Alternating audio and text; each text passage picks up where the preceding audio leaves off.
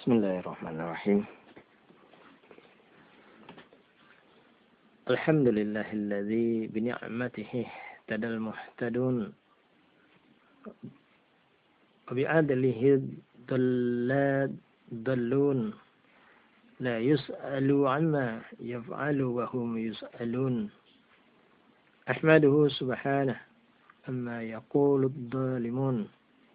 Asyhadu an la ilaha illallah wahdahu la syarika lah. Subhanallahi rabbil arsy amma yasifun. Asyhadu anna Muhammadan abduhu wa rasuluh wa khaliluhu as-sadiqul ma'mun. Allahumma salli wa sallim ala abdika wa rasulika Muhammadin wa ala alihi wa ashabihi alladhina hum bihadbi mustamsikun. Amma ba'd. Kaum muslimin rahimakumullah. Qala Allah Ta'ala fil Qur'anil Karim, a'udzu billahi minasyaitonir rajim. Wa ma umiru illa liya'budullaha mukhlishina lahu-d-din hunafa'a wa yuqimus salata wa yu'tuz zakah wa dzalika dinul qayyimah. Shadaqallahul adzim.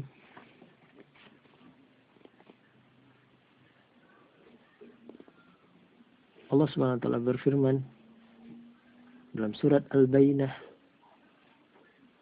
ayat 5. Kata Allah, padahal mereka tidak disuruh kecuali supaya menyembah Allah dengan mengikhlaskan ketaatan kepadanya. Maka di sini kaum muslimin yang semoga senantiasa dirahmati oleh Allah Subhanahu wa taala, ada sebuah kisah dikisahkan dalam sebuah hadis yang diriwayatkan oleh At-Tirmidzi dan Ahmad, yaitu sebagai berikut. Tatkala Allah Subhanahu wa taala menciptakan bumi, maka bumi pun berguncang. Lalu Allah menciptakan gunung dengan kekuatan yang telah diberikan kepadanya, sehingga bumi menjadi tenang. Para malaikat pun terheran-heran akan penciptaan gunung tersebut. Kemudian mereka bertanya, "Ya Rabbi, adakah sesuatu dalam penciptaanmu yang lebih kuat daripada gunung?" Allah pun kemudian menjawab, "Ada, yaitu besi." Maka di sini kita pahami bahwa gunung, batu pun bisa hancur ketika dipukul dengan palu. Bahkan bisa menjadi rata ketika dibor dan diluluh lentakkan oleh alat-alat bulldozer atau sejenisnya yang terbuat dari besi. Kemudian para malaikat pun kembali bertanya, "Ya Rabbi, adakah sesuatu dalam penciptaanmu yang lebih kuat dari besi?" Allah yang Maha Suci kemudian menjawab, "Ada, yaitu api." Kalau api itu bisa membuat besi itu mencair, mendidih, dan menjadi lebih lunak setelah dibakar dengan api.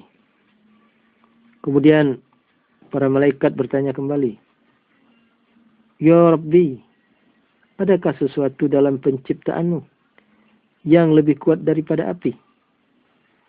Allah yang Maha Agung menjawab, "Ada, yaitu air." Dan air ini, kalau misalnya api membara sedahsyat apapun, niscaya akan padam jika disiram oleh air. Kemudian malaikat bertanya lagi, "Ya Rabbi, adakah sesuatu dalam penciptaanmu yang lebih kuat daripada air?" Malaikat bertanya. Allah yang Maha Tinggi dan Maha Sempurna pun kemudian menjawab, "Ada, yaitu angin." Ya, air di samudra luas serta-merta terangkat. Ya, dengan adanya angin, air pun bisa terangkat. Bahkan bergulung-gulung dan menjelma menjadi gelombang raksasa yang dahsyat, menghempas karang atau mengombang-ambingkan kapal dan perahu yang tengah berlayar. Karena dahsyatnya kekuatan angin, dan angin ternyata memiliki kekuatan yang teramat dahsyat mengalahkan air.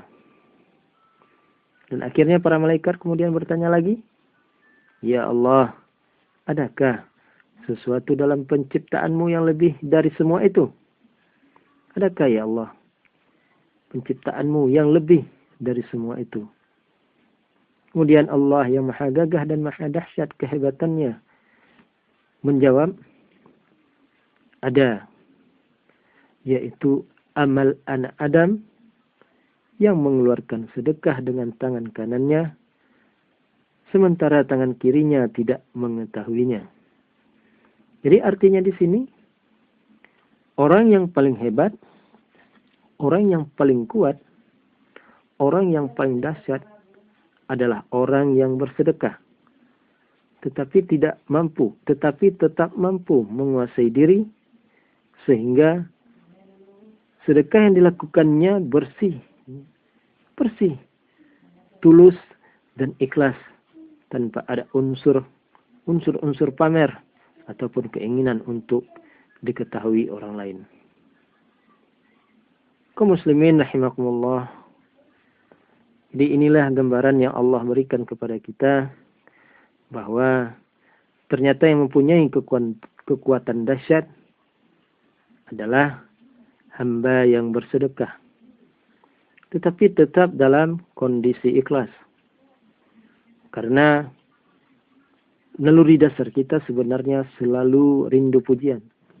Ya, manusia itu nalurinya biasanya selalu rindu akan pujian. Ya, gemar untuk dihormati, suka akan penghargaan, ucapan terima kasih dan sebagainya. Maka kita pun selalu tergelitik, ya, untuk memamerkan segala apa yang ada pada diri kita, ataupun segala yang bisa kita lakukan. Apalagi kalau yang ada pada diri kita itu, ya, atau yang tengah kita lakukan itu berupa kebaikan, maka kita pun pasti akan memamerkannya. Dan di sini Ibnu Qudamah Al-Maqdisi dalam kitab Minhajul Qasidin, ya, menerangkan bahwa hanya ada dua cara untuk mencapai kebahagiaan, yaitu dengan ilmu dan ibadah. Semua orang bisa saja celaka. Ya, semua orang itu bisa saja celaka, kecuali orang-orang yang berilmu. Orang yang berilmu bisa saja celaka, kecuali orang-orang yang mengamalkan ilmunya. Dan orang-orang yang mengamalkan ilmunya bisa juga celaka, bisa saja celaka, kecuali orang-orang yang ikhlas dalam beramal. Orang-orang yang ikhlas berada dalam posisi yang sangat agung. Maka orang-orang yang ikhlas inilah, ya, yang berada dalam posisi yang sangat agung. Maka amal tanpa niat hanya akan berakhir kelelahan. Niat tanpa keikhlasan adalah berupa ria. Keikhlasan tanpa kesungguhan adalah sia-sia. Maka marilah kita berusaha sekuat tenaga untuk mengikhlaskan niat kita dalam melakukan amal apa saja, sehingga apa yang kita lakukan menjadi bernilai di sisi Allah Subhanahu wa ta'ala. Sallallahu ala nabiyina Muhammad. Wassalamualaikum warahmatullahi wabarakatuh.